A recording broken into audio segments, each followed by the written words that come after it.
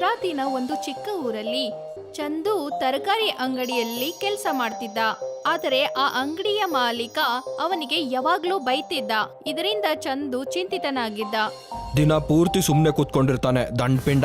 ಏನು ಕೆಲ್ಸ ಮಾಡೋದೇ ಇಲ್ಲ, ಬರೀ ತಿನ್ನೋದು ಮಲ್ಗೋದು ಇದೆ ಆಯ್ತಿ ಒಂದು.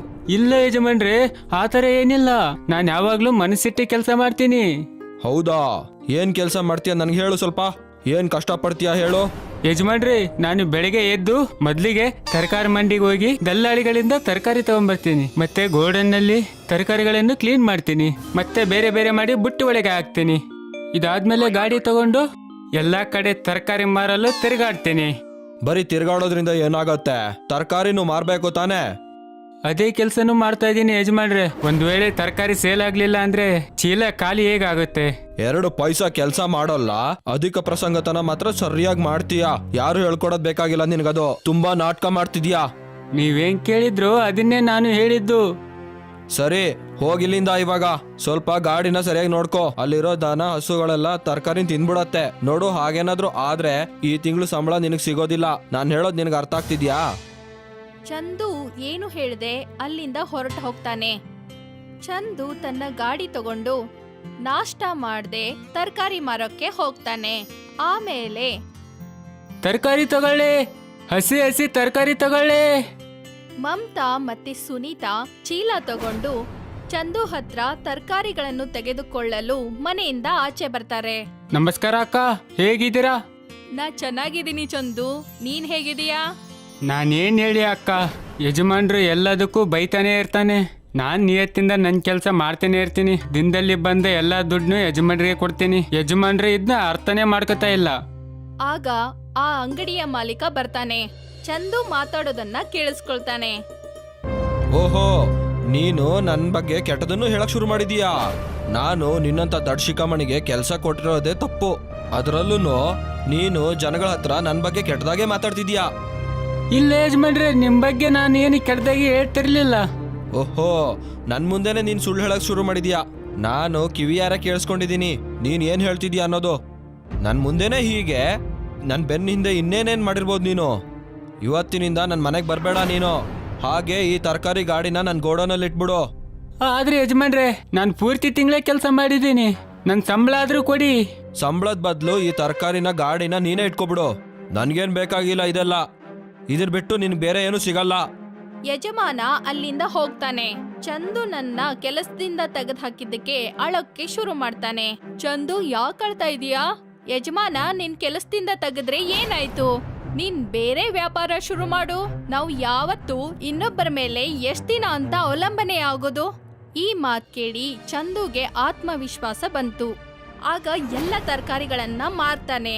ಲಾಭ ಬಂದಿದ್ದ ಹಣದಿಂದ ಮಾರನೇ ದಿನ ತರಕಾರಿಗಳನ್ನ ತೆಗೆದುಕೊಂಡು ಕೆಲ್ಸ ಅಂತೂ ಮಾಡ್ತೀನಿ, ಆದ್ರೂ ಇರೋದಾದ್ರೂ ಎಲ್ಲಿ?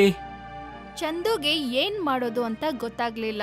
ತುಂಬಾ ರಾತ್ರಿ ಆಗಿದ್ದರಿಂದ ಅವನು ಆ ಗಾಡಿಯ ಮೇಲೆ ಮಲಗ್ಬಿಟ್ಟ.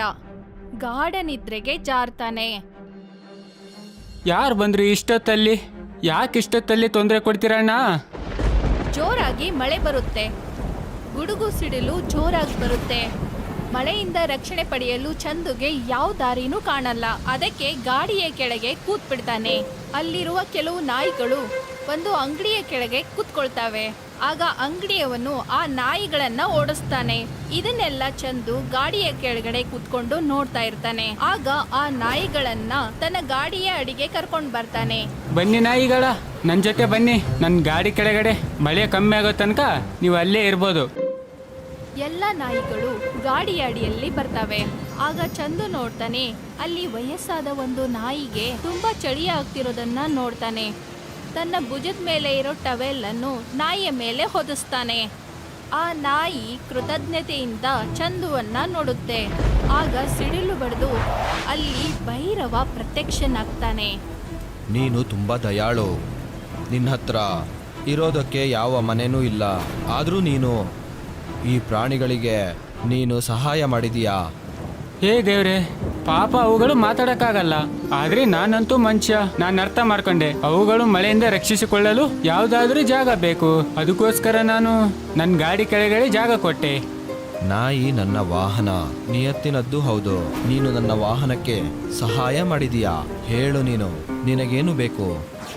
ಓ ದೇವರೇ, ನಾನು ತುಂಬ ಬಡವ. ತರಕಾರಿ ಮಾರಿ ನನ್ನ ಮನೆ ನೋಡ್ಕೊತಾ ಇದ್ದೀನಿ. ನಾನು ಬದುಕಲು ಎಲ್ಲ ಇದೆ, ಆದರೆ ಕೇವಲ ರಾತ್ರಿ ಉಳ್ಕೊಳ್ಳಲು ಜಾಗ ಇಲ್ಲ. ಈ ಗಾಡಿಯಲ್ಲಿ ನೀನು ಬೇರೆಯವರಿಗೆ ಸಹಾಯ ಮಾಡಿದೀಯಾ? ಅದೇ ಗಾಡಿ ನಿನಗೆ ಸಹಾಯ ಮಾಡುತ್ತೆ. ಇವತ್ತಿನಿಂದ ಈ ನಿನ್ನ ಗಾಡಿ ರಾತ್ರಿಯಲ್ಲಿ ಸುಂದರ ಮನೆಯಾಗಿ ಕಾಣಲ್ಪಡುತ್ತದೆ. ಅದರಲ್ಲಿ ನೀನು ಜೀವನ ಮಾಡೋದಕ್ಕೆ ಎಲ್ಲ ಸುಖ ಸಂಪತ್ತು ಸಿಗುತ್ತೆ. ತುಂಬ ಧನ್ಯವಾದಗಳು ಪ್ರಭುಗಳೇ.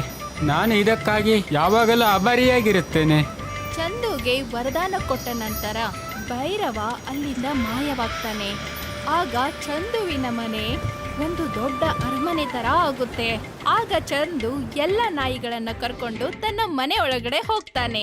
ಮತ್ತೆ ಅಲ್ಲಿರೋ ರೊಟ್ಟಿಗಳನ್ನ ನಾಯಿಗಳಿಗೆ ತಿನ್ನೋಕೆ ಕೊಡ್ತಾನೆ. ತಗೊಳ್ಳಿ, ರೊಟ್ಟಿ ತಿನ್ನಿ. ಎಲ್ಲ ನಾಯಿಗಳು ರೊಟ್ಟಿಯನ್ನು ಖುಷಿಯಿಂದ ತಿನ್ನಕ್ಕೆ ಶುರು ಮಾಡ್ತವೆ. ಆಗ ಚಂದುನು ಖುಷಿಯಾಗಿ ಊಟ ಮಾಡ್ತಾನೆ. ಊಟ ಮಾಡಿ ಮಲ್ಗೋಕೆ ಹೋಗ್ತಾನೆ.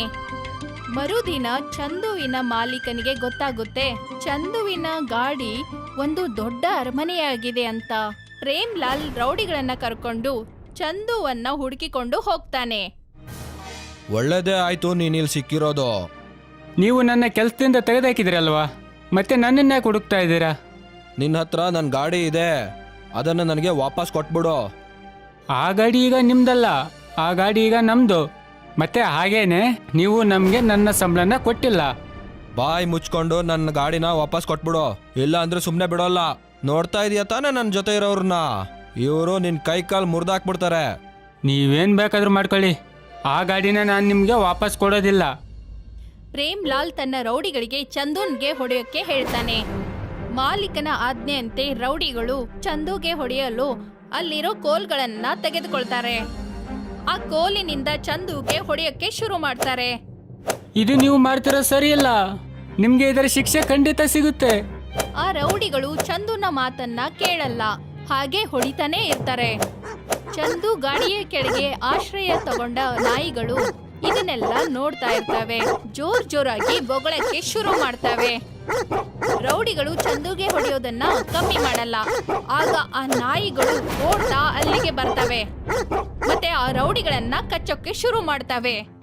ಅಯ್ಯೋ ನನ್ನ ಕಾಲು, ಕಾಪಾಡಿ ಕಾಪಾಡಿ ಕಾಪಾಡಿ. ಆ ನಾಯಿಗಳಿಗೆ ಹೆದರಿ ರೌಡಿಗಳು ಅಲ್ಲಿಂದ ಓಡ್ ಹೋಗ್ತಾರೆ.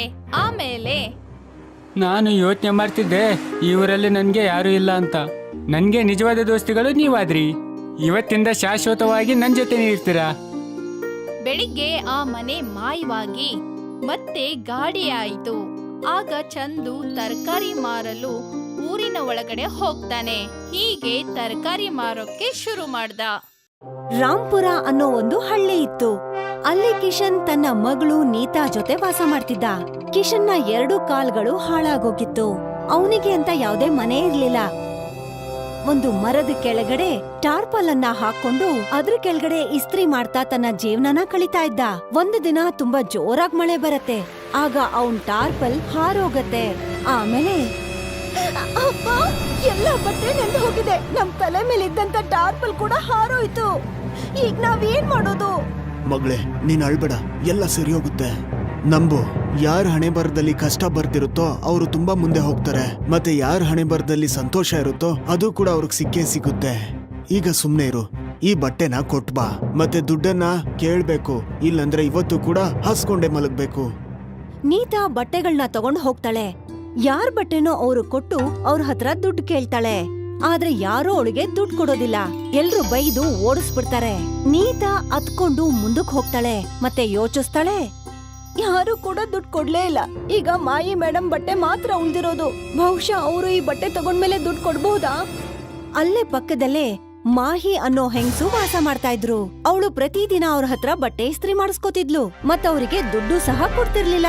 ನೀತಾ ಬಟ್ಟೆ ತಗೊಂಡು ಅವ್ರ ಮನೆಗ್ ಹೋಗ್ತಾಳೆ. ಆ ಬಟ್ಟೆನ ನೀತಾ ಮುಖದ್ಮೇಲೆ ಎಸ್ತು ಹೇಳ್ತಾಳೆ, ತಗೊಂಡ್ ಹೋಗು ಈ ಬಟ್ಟೆನ, ಮತ್ತೆ ಒಣಗಿಸಿ ಈ ಬಟ್ಟೆನ ಐರನ್ ಮಾಡ್ಕೊಂಡ್ ತಗೊಂಡ್ ಬಾ. ಮೇಡಮ್, ಸ್ವಲ್ಪ ದುಡ್ಡು ಕೊಟ್ಟಿದ್ರೆ ಚೆನ್ನಾಗಿತ್ತು. ಈ ಬಟ್ಟೆಗಳನ್ನೆಲ್ಲ ಒದ್ದೆ ಮಾಡ್ಕೊಂಡ್ ತಂದಿದ್ಯಾ, ಜೊತೆಗೆ ದುಡ್ಡು ಬೇರೆ ಬೇಕಾ? ತಗೊಂಡ್ ಹೋಗಿಲ್ಲಿಂದ. 1 ರೂಪಾಯಿ ಕೊಡಲ್ಲ ನಿನ್ಗೆ.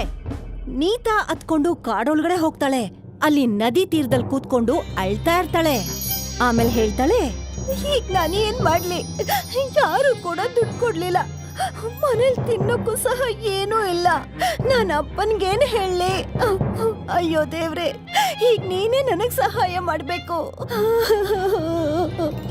ನೀತಾ ಸ್ವಲ್ಪ ಹೊತ್ತು ಅಲ್ಲೇ ಕೂತಿರ್ತಾಳೆ. ಮತ್ತೆ ಅಲ್ಲೇ ಇದ್ದಂತ ಮರಳಲ್ಲಿ ಒಂದು ಮನೆನ ಮಾಡಿ ಹೇಳ್ತಾಳೆ, ಆ ದೇವ್ರು ನಿಜವಾಗ್ಲೂ ನಮ್ಗೊಂದ್ ಮನೆ ಕೊಟ್ಟಿಲ್ಲ. ಮರಳಿನ ಮನೆನಾದ್ರೂ ನಾನ್ ಮಾಡ್ತೀನಿ. ಆಗ ನೀತಾ ಗಮನ ನದಿಯಿಂದ ಹೊರಗಿದ್ದಂತ ಒಂದು ಮೀನಿನ ಮೇಲೆ ಹೋಗುತ್ತೆ.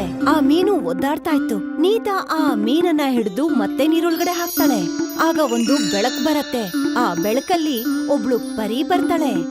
ಪುಟ್ಟ, ನೀನು ನನ್ಗೆ ಸಹಾಯ ಮಾಡಿ ನಾನು ಶಾಪದಿಂದ ಮುಕ್ತಳನ್ನಾಗ್ ಮಾಡಿದ್ಯಾ. ನಾನೊಬ್ಳು ಪರಿ. ಶಾಪದ ಕಾರಣ ನಾನು ಮೀನಾಗಿದ್ದೆ. ನಾನ್ ನಿನ್ಗೆ ಏನಾದ್ರೂ ಕೊಡೋದಕ್ ಬಯಸ್ತೀನಿ. ನಿನ್ಗೇನ್ ಬೇಕೋ ಅದನ್ನ ನೀನ್ ಕೇಳ್ಕೊ. ಹೇಳು, ನಿನ್ಗೇನ್ ಬೇಕು?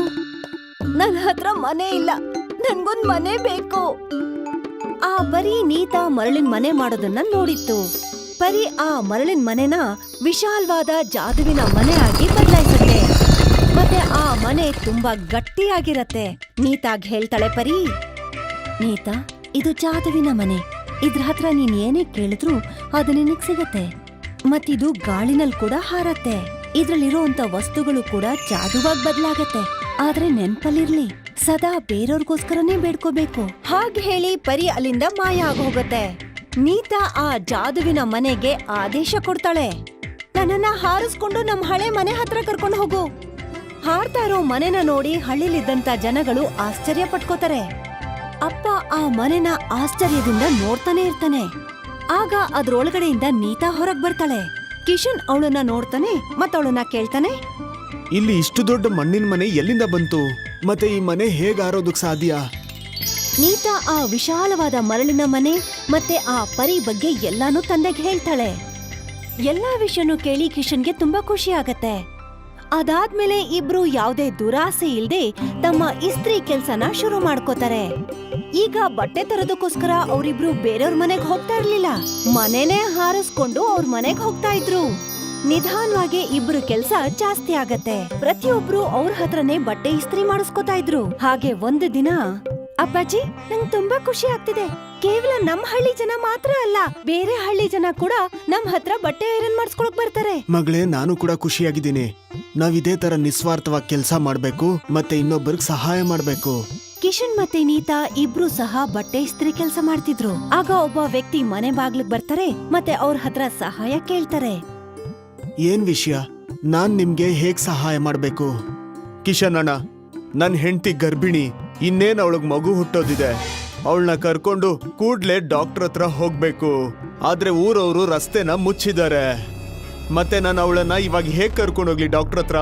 ಅಲ್ಲಿ ನಿಂತಿದ್ದಂತ ನೀತಾ ಇದನ್ನೆಲ್ಲ ಕೇಳಿಸ್ಕೊತಾ ಇದ್ಲು. ಮತ್ತ ಅವಳು ಹೇಳ್ತಾಳೆ, ಚಿಕ್ಕಪ್ಪ, ಚಿಂತೆ ಮಾಡ್ಬೇಡಿ, ಎಲ್ಲ ಸರಿ ಹೋಗುತ್ತೆ. ಅದಾದ್ಮೇಲೆ 3 ಜನ ಹಾರ್ಕೊಂಡು ಆ ಪೂಲ್ ಹತ್ರ ಹೋಗ್ತಾರೆ. ಅವ್ರ ಗಾಡಿ ನಿಂತಿತ್ತಲ್ಲ ಅಲ್ಲಿಗೆ. ಮತ್ತೆ ನೀತಾ ಆ ಗಾಡಿನ ತನ್ನ ಜಾದುವಿನ ಮನೆಗೆ ಕಟ್ ಹಾಕೋತಾಳೆ. ಮತ್ತೆ ಆ ಜಾದುವಿನ ಮನೆ ಆ ಕಾರನ್ನ ಹಾರಿಸ್ಕೊಂಡು ಹಾಸ್ಪಿಟಲ್ ಕರ್ಕೊಂಡು ಹೋಗುತ್ತೆ. ಚಿಕ್ಕಪ್ಪ, ಇವಾಗ ನೀವ್ ಹೋಗಿ ಮತ್ತೆ ವಾಪಸ್ ಹಳ್ಳಿಗೆ ಹೋದ್ಮೇಲೆ ಸಿಹಿ ಸುದ್ದಿ ಹೇಳ್ಬೇಕು. ಈ ವಿಷಯ ಇಡೀ ಹಳ್ಳಿಗೆ ಗೊತ್ತಾಗತ್ತೆ. ಹೇಗೆ ಆ ಜಾದುವಿನ ಮನೆಯ ಸಹಾಯದಿಂದ ನೀತಾ ಮತ್ತೆ ಕಿಶನ್ ಅವರಿಗೆ ಸಹಾಯ ಮಾಡಿದ್ರು ಅನ್ನೋ ವಿಷಯ. ಪ್ರತಿಯೊಬ್ರು ಅವರಿಬ್ಬರಿಗೆ ಗೌರವ ಮತ್ತೆ ಮರ್ಯಾದೆನ ಕೊಡ್ತಾ ಇದ್ರು.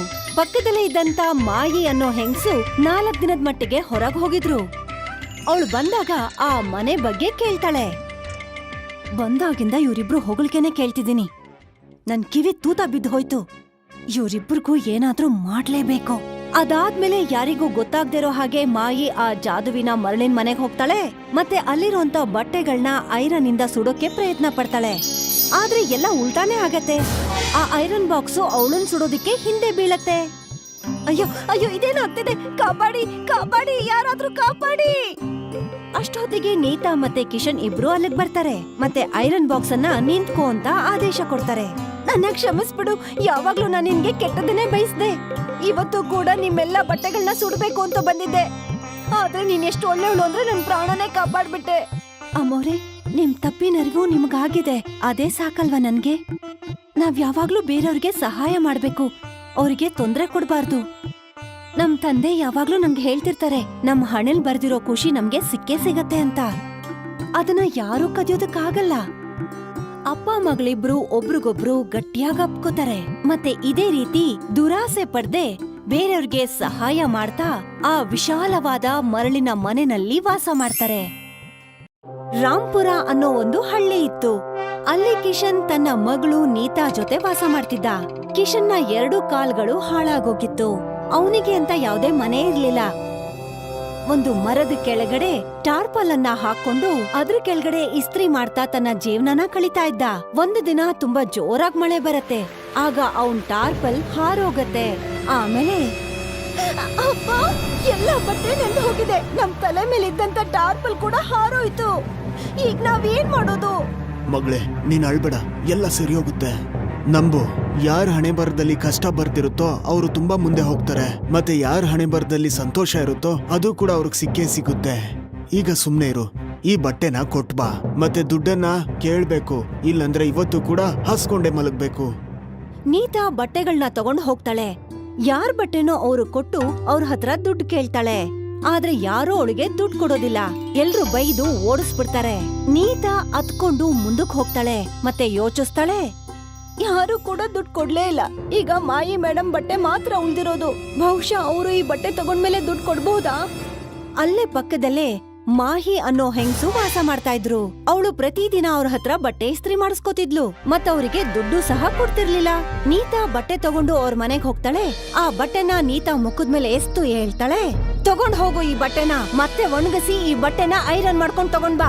ಮೇಡಮ್, ಸ್ವಲ್ಪ ದುಡ್ಡು ಕೊಟ್ಟಿದ್ರೆ ಚೆನ್ನಾಗಿತ್ತು. ಈ ಬಟ್ಟೆಗಳನ್ನೆಲ್ಲ ಒದ್ದೆ ಮಾಡ್ಕೊಂಡ್ ತಂದಿದ್ಯಾ, ಜೊತೆಗೆ ದುಡ್ಡು ಬೇರೆ ಬೇಕಾ? ತಗೊಂಡ್ ಹೋಗಿಲ್ಲಿಂದ. 1 ರೂಪಾಯಿ ಕೊಡಲ್ಲ ನಿನ್ಗೆ. ನೀತಾ ಅತ್ಕೊಂಡು ಕಾಡೊಳಗಡೆ ಹೋಗ್ತಾಳೆ. ಅಲ್ಲಿ ನದಿ ತೀರದಲ್ಲಿ ಕೂತ್ಕೊಂಡು ಅಳ್ತಾ ಇರ್ತಾಳೆ. ಆಮೇಲೆ ಹೇಳ್ತಾಳೆ, ಈಗ ನಾನೇನ್ ಮಾಡ್ಲಿ? ಯಾರು ಕೂಡ ದುಡ್ಡು ಕೊಡ್ಲಿಲ್ಲ. ಮನೇಲಿ ತಿನ್ನೋಕ್ಕೂ ಸಹ ಏನೂ ಇಲ್ಲ. ನಾನು ಅಪ್ಪನ್ಗೇನ್ ಹೇಳಿ? ಅಯ್ಯೋ ದೇವ್ರೆ, ಈಗ ನೀನೇ ನನಗ್ ಸಹಾಯ ಮಾಡ್ಬೇಕು. ನೀತಾ ಸ್ವಲ್ಪ ಹೊತ್ತು ಅಲ್ಲೇ ಕೂತಿರ್ತಾಳೆ. ಮತ್ತೆ ಅಲ್ಲೇ ಇದ್ದಂತ ಮರಳಲ್ಲಿ ಒಂದು ಮನೆನ ಮಾಡಿ ಹೇಳ್ತಾಳೆ, ಆ ದೇವ್ರು ನಿಜವಾಗ್ಲೂ ನಮ್ಗೊಂದ್ ಮನೆ ಕೊಟ್ಟಿಲ್ಲ. ಮರಳಿನ ಮನೆನಾದ್ರೂ ನಾನ್ ಮಾಡ್ತೀನಿ. ಆಗ ನೀತಾ ಗಮನ ನದಿಯಿಂದ ಹೊರಗಿದ್ದಂತ ಒಂದು ಮೀನಿನ ಮೇಲೆ ಹೋಗುತ್ತೆ. ಆ ಮೀನು ಒದ್ದಾಡ್ತಾ ಇತ್ತು. ನೀತಾ ಆ ಮೀನನ್ನ ಹಿಡಿದು ಮತ್ತೆ ನೀರೊಳಗಡೆ ಹಾಕ್ತಾಳೆ. ಆಗ ಒಂದು ಬೆಳಕು ಬರತ್ತೆ. ಆ ಬೆಳಕಲ್ಲಿ ಒಬ್ಳು ಪರಿ ಬರ್ತಾಳೆ. ಪುಟ್ಟ, ನೀನು ನನ್ಗೆ ಸಹಾಯ ಮಾಡಿ ನಾನು ಶಾಪದಿಂದ ಮುಕ್ತಳನ್ನಾಗ್ ಮಾಡಿದ್ಯಾ. ನಾನೊಬ್ಳು ಪರಿ. ಶಾಪದ ಕಾರಣ ನಾನು ಮೀನಾಗಿದ್ದೆ. ನಾನ್ ನಿನ್ಗೆ ಏನಾದ್ರೂ ಕೊಡೋದಕ್ ಬಯಸ್ತೀನಿ. ನಿನ್ಗೇನ್ ಬೇಕೋ ಅದನ್ನ ನೀನ್ ಕೇಳ್ಕೊ. ಹೇಳು, ನಿನ್ಗೇನ್ ಬೇಕು? ನನ್ನ ಹತ್ರ ಮನೆ ಇಲ್ಲ, ನನ್ಗೊಂದ್ ಮನೆ ಬೇಕು. ಆ ಪರಿ ನೀತಾ ಮರಳಿನ ಮನೆ ಮಾಡೋದನ್ನ ನೋಡಿತ್ತು. ಪರಿ ಆ ಮರಳಿನ ಮನೆನ ವಿಶಾಲವಾದ ಜಾದುವಿನ ಮನೆ ಆಗಿ ಬದಲಾಯಿಸುತ್ತೆ. ಮತ್ತೆ ಆ ಮನೆ ತುಂಬಾ ಗಟ್ಟಿಯಾಗಿರತ್ತೆ. ನೀತಾಗ್ ಹೇಳ್ತಾಳೆ ಪರಿ, ನೀತಾ, ಇದು ಜಾದುವಿನ ಮನೆ. ಇದ್ರ ಹತ್ರ ನೀನ್ ಏನೇ ಕೇಳಿದ್ರು ಅದು ನಿನಗ್ ಸಿಗತ್ತೆ. ಮತ್ತಿದು ಗಾಳಿನಲ್ಲಿ ಕೂಡ ಹಾರತ್ತೆ. ಇದ್ರಲ್ಲಿರೋಂತ ವಸ್ತುಗಳು ಕೂಡ ಜಾದುವಾಗಿ ಬದಲಾಗತ್ತೆ. ಆದ್ರೆ ನೆನ್ಪಲ್ಲಿರ್ಲಿ, ಸದಾ ಬೇರೆಯವ್ರಿಗೋಸ್ಕರನೇ ಬೇಡ್ಕೋಬೇಕು. ಹಾಗೆ ಹೇಳಿ ಪರಿ ಅಲ್ಲಿಂದ ಮಾಯ ಆಗೋಗತ್ತೆ. ನೀತಾ ಆ ಜಾದುವಿನ ಮನೆಗೆ ಆದೇಶ ಕೊಡ್ತಾಳೆ, ನನ್ನನ್ನ ಹಾರಿಸ್ಕೊಂಡು ನಮ್ ಹಳೆ ಮನೆ ಹತ್ರ ಕರ್ಕೊಂಡು ಹೋಗು. ಹಾರ್ತಾ ಇರೋ ಮನೆನ ನೋಡಿ ಹಳ್ಳಿಲಿದ್ದಂತ ಜನಗಳು ಆಶ್ಚರ್ಯ ಪಟ್ಕೋತಾರೆ. ಅಪ್ಪ ಆ ಮನೆನ ಆಶ್ಚರ್ಯದಿಂದ ನೋಡ್ತಾನೆ ಇರ್ತಾನೆ. ಆಗ ಅದ್ರೊಳಗಡೆಯಿಂದ ನೀತಾ ಹೊರಗ್ ಬರ್ತಾಳೆ. ಕಿಶನ್ ಅವಳನ್ನ ನೋಡ್ತಾನೆ ಮತ್ತವಳನ್ನ ಕೇಳ್ತಾನೆ, ಇಲ್ಲಿ ಇಷ್ಟು ದೊಡ್ಡ ಮಣ್ಣಿನ ಮನೆ ಎಲ್ಲಿಂದ ಬಂತು? ಮತ್ತೆ ಈ ಮನೆ ಹೇಗ್ ಆರೋದಕ್ ಸಾಧ್ಯ? ನೀತಾ ಆ ವಿಶಾಲವಾದ ಮರಳಿನ ಮನೆ ಮತ್ತೆ ಆ ಪರಿ ಬಗ್ಗೆ ಎಲ್ಲಾನು ತಂದೆಗೆ ಹೇಳ್ತಾಳೆ. ಎಲ್ಲಾ ವಿಷಯನೂ ಕೇಳಿ ಕಿಶನ್ಗೆ ತುಂಬಾ ಖುಷಿ ಆಗತ್ತೆ. ಅದಾದ್ಮೇಲೆ ಇಬ್ರು ಯಾವ್ದೇ ದುರಾಸೆ ಇಲ್ದೆ ತಮ್ಮ ಇಸ್ತ್ರಿ ಕೆಲ್ಸನ ಶುರು ಮಾಡ್ಕೋತಾರೆ. ಈಗ ಬಟ್ಟೆ ತರೋದಕ್ಕೋಸ್ಕರ ಅವರಿಬ್ರು ಬೇರೆಯವ್ರ ಮನೆಗ್ ಹೋಗ್ತಾ ಇರ್ಲಿಲ್ಲ. ಮನೆನೇ ಹಾರಿಸ್ಕೊಂಡು ಅವ್ರ ಮನೆಗ್ ಹೋಗ್ತಾ ಇದ್ರು. ನಿಧಾನವಾಗಿ ಇಬ್ರು ಕೆಲ್ಸ ಜಾಸ್ತಿ ಆಗತ್ತೆ. ಪ್ರತಿಯೊಬ್ರು ಅವ್ರ ಹತ್ರನೇ ಬಟ್ಟೆ ಇಸ್ತ್ರಿ ಮಾಡಿಸ್ಕೊತಾ ಇದ್ರು. ಹಾಗೆ ಒಂದು ದಿನ, ಅಪ್ಪಾಜಿ, ನಂಗ್ ತುಂಬಾ ಖುಷಿ ಆಗ್ತಿದೆ. ಕೇವಲ ನಮ್ ಹಳ್ಳಿ ಜನ ಮಾತ್ರ ಅಲ್ಲ, ಬೇರೆ ಹಳ್ಳಿ ಜನ ಕೂಡ ನಮ್ ಹತ್ರ ಬಟ್ಟೆ ಐರನ್ ಮಾಡಿಸ್ಕೊಳಕ್ ಬರ್ತಾರೆ. ಮಗಳೇ, ನಾನು ಕೂಡ ಖುಷಿಯಾಗಿದ್ದೀನಿ. ನಾವ್ ಇದೇ ತರ ನಿಸ್ವಾರ್ಥವಾಗಿ ಕೆಲಸ ಮಾಡ್ಬೇಕು ಮತ್ತೆ ಇನ್ನೊಬ್ಬರಿಗೆ ಸಹಾಯ ಮಾಡ್ಬೇಕು. ಕಿಶನ್ ಮತ್ತೆ ನೀತಾ ಇಬ್ರು ಸಹ ಬಟ್ಟೆ ಇಸ್ತ್ರಿ ಕೆಲಸ ಮಾಡ್ತಿದ್ರು. ಆಗ ಒಬ್ಬ ವ್ಯಕ್ತಿ ಮನೆ ಬಾಗ್ಲಿಗ್ ಬರ್ತಾರೆ ಮತ್ತೆ ಅವ್ರ ಹತ್ರ ಸಹಾಯ ಕೇಳ್ತಾರೆ. ಏನ್ ವಿಷಯ? ನಾನ್ ನಿಮ್ಗೆ ಹೇಗ್ ಸಹಾಯ ಮಾಡ್ಬೇಕು? ಕಿಶನ್ ಅಣ್ಣ, ನನ್ ಹೆಂಡತಿ ಗರ್ಭಿಣಿ. ಇನ್ನೇನ್ ಅವಳಿಗೆ ಮಗು ಹುಟ್ಟೋದಿದೆ. ಅವಳನ್ನ ಕರ್ಕೊಂಡು ಕೂಡ್ಲೆ ಡಾಕ್ಟರ್ ಹತ್ರ ಹೋಗ್ಬೇಕು. ಆದ್ರೆ ಊರವರು ರಸ್ತೆನ ಮುಚ್ಚಿದ್ದಾರೆ. ಮತ್ತೆ ನಾನು ಅವಳನ್ನ ಇವಾಗ ಹೇಗ್ ಕರ್ಕೊಂಡು ಹೋಗ್ಲಿ ಡಾಕ್ಟರ್ ಹತ್ರ? ಅಲ್ಲಿ ನಿಂತಿದ್ದಂತ ನೀತಾ ಇದನ್ನೆಲ್ಲ ಕೇಳಿಸ್ಕೊತಾ ಇದ್ಲು. ಮತ್ ಅವಳು ಹೇಳ್ತಾಳೆ, ಚಿಕ್ಕಪ್ಪ ಚಿಂತೆ ಮಾಡ್ಬೇಡಿ, ಎಲ್ಲ ಸರಿ ಹೋಗುತ್ತೆ. ಅದಾದ್ಮೇಲೆ 3 ಜನ ಹಾರ್ಕೊಂಡು ಆ ಪೂಲ್ ಹತ್ರ ಹೋಗ್ತಾರೆ. ಅವ್ರ ಗಾಡಿ ನಿಂತಿತ್ತಲ್ಲ ಅಲ್ಲಿಗೆ. ಮತ್ತೆ ನೀತಾ ಆ ಗಾಡಿನ ತನ್ನ ಜಾದುವಿನ ಮನೆಗೆ ಕಟ್ ಹಾಕೋತಾಳೆ. ಮತ್ತೆ ಆ ಜಾದುವಿನ ಮನೆ ಆ ಕಾರನ್ನ ಹಾರಿಸ್ಕೊಂಡು ಹಾಸ್ಪಿಟಲ್ ಕರ್ಕೊಂಡು ಹೋಗುತ್ತೆ. ಚಿಕ್ಕಪ್ಪ ಇವಾಗ ನೀವ್ ಹೋಗಿ, ಮತ್ತೆ ವಾಪಸ್ ಹಳ್ಳಿಗೆ ಹೋದ್ಮೇಲೆ ಸಿಹಿ ಸುದ್ದಿ ಹೇಳ್ಬೇಕು. ಈ ವಿಷಯ ಇಡೀ ಹಳ್ಳಿಗೆ ಗೊತ್ತಾಗತ್ತೆ. ಹೇಗೆ ಆ ಜಾದುವಿನ ಮನೆಯ ಸಹಾಯದಿಂದ ನೀತಾ ಮತ್ತೆ ಕಿಶನ್ ಅವರಿಗೆ ಸಹಾಯ ಮಾಡಿದ್ರು ಅನ್ನೋ ವಿಷಯ. ಪ್ರತಿಯೊಬ್ರು ಅವರಿಬ್ಬರಿಗೆ ಗೌರವ ಮತ್ತೆ ಮರ್ಯಾದೆನ ಕೊಡ್ತಾ ಇದ್ರು. ಪಕ್ಕದಲ್ಲೇ ಇದ್ದಂತ ಮಾಯಿ ಅನ್ನೋ ಹೆಂಗ್ಸು 4 ದಿನದ ಮಟ್ಟಿಗೆ ಹೊರಗ್ ಹೋಗಿದ್ರು. ಅವಳು ಬಂದಾಗ ಆ ಮನೆ ಬಗ್ಗೆ ಕೇಳ್ತಾಳೆ. ಬಂದಾಗಿಂದ ಇವರಿಬ್ರು ಹೊಗಳಿಕೆನೆ ಕೇಳ್ತಿದ್ದೀನಿ. ನನ್ ಕಿವಿ ತೂತ ಬಿದ್ದು ಹೋಯ್ತು. ಇವರಿಬ್ರಿಗೂ ಏನಾದ್ರೂ ಮಾಡ್ಲೇಬೇಕು. ಅದಾದ್ಮೇಲೆ ಯಾರಿಗೂ ಗೊತ್ತಾಗ್ದಿರೋ ಹಾಗೆ ಮಾಯಿ ಆ ಜಾದುವಿನ ಮರಳಿನ ಮನೆಗೆ ಹೋಗ್ತಾಳೆ. ಮತ್ತೆ ಅಲ್ಲಿರುವಂತ ಬಟ್ಟೆಗಳನ್ನ ಐರನ್ ಇಂದ ಸುಡೋಕೆ ಪ್ರಯತ್ನ ಪಡ್ತಾಳೆ. ಆದ್ರೆ ಎಲ್ಲ ಉಲ್ಟಾನೇ ಆಗತ್ತೆ. ಆ ಐರನ್ ಬಾಕ್ಸು ಅವಳನ್ ಸುಡೋದಿಕ್ಕೆ ಹಿಂದೆ ಬೀಳತ್ತೆ. ಅಯ್ಯೋ ಅಯ್ಯೋ ಇದೇನಾಗ್ತಿದೆ, ಕಾಪಾಡಿ ಕಾಪಾಡಿ, ಯಾರಾದ್ರೂ ಕಾಪಾಡಿ. ಅಷ್ಟೊತ್ತಿಗೆ ನೀತಾ ಮತ್ತೆ ಕಿಶನ್ ಇಬ್ರು ಅಲ್ಲಿಗೆ ಬರ್ತಾರೆ. ಮತ್ತೆ ಐರನ್ ಬಾಕ್ಸ್ ಅನ್ನ ನಿಂತ್ಕೋ ಅಂತ ಆದೇಶ ಕೊಡ್ತಾರೆ. ನನ್ನ ಕ್ಷಮಿಸ್ಬಿಡು, ಯಾವಾಗ್ಲೂ ನಾನು ನಿನ್ಗೆ ಕೆಟ್ಟದನ್ನೇ ಬಯಸ್ದೆ. ಇವತ್ತು ಕೂಡ ನಿಮ್ಮೆಲ್ಲ ಬಟ್ಟೆಗಳನ್ನ ಸುಡ್ಬೇಕು ಅಂತ ಬಂದಿದ್ದೆ. ಆದ್ರೆ ನೀನ್ ಎಷ್ಟು ಒಳ್ಳೆಯವಳು ಅಂದ್ರೆ ನನ್ ಪ್ರಾಣನೇ ಕಾಪಾಡ್ಬಿಟ್ಟೆ. ಅಮ್ಮೋರೆ, ನಿಮ್ ತಪ್ಪಿನರಿವು ನಿಮ್ಗಾಗಿದೆ, ಅದೇ ಸಾಕಲ್ವಾ ನನ್ಗೆ? ನಾವ್ ಯಾವಾಗ್ಲೂ ಬೇರೆಯವ್ರಿಗೆ ಸಹಾಯ ಮಾಡ್ಬೇಕು, ಅವ್ರಿಗೆ ತೊಂದ್ರೆ ಕೊಡ್ಬಾರ್ದು. ನಮ್ ತಂದೆ ಯಾವಾಗ್ಲೂ ನಮ್ಗೆ ಹೇಳ್ತಿರ್ತಾರೆ, ನಮ್ ಹಣೆಲ್ ಬರ್ದಿರೋ ಖುಷಿ ನಮ್ಗೆ ಸಿಕ್ಕೇ ಸಿಗತ್ತೆ ಅಂತ. ಅದನ್ನ ಯಾರೂ ಕದಿಯೋದಕ್ಕಾಗಲ್ಲ. ಅಪ್ಪ ಮಗಳಿಬ್ರು ಒಬ್ರಿಗೊಬ್ರು ಗಟ್ಟಿಯಾಗಿ ಅಪ್ಕೋತಾರೆ. ಮತ್ತೆ ಇದೇ ರೀತಿ ದುರಾಸೆ ಪಡ್ದೆ ಬೇರೆಯವ್ರಿಗೆ ಸಹಾಯ ಮಾಡ್ತಾ ಆ ವಿಶಾಲವಾದ ಮರಳಿನ ಮನೆಯಲ್ಲಿ ವಾಸ ಮಾಡ್ತಾರೆ.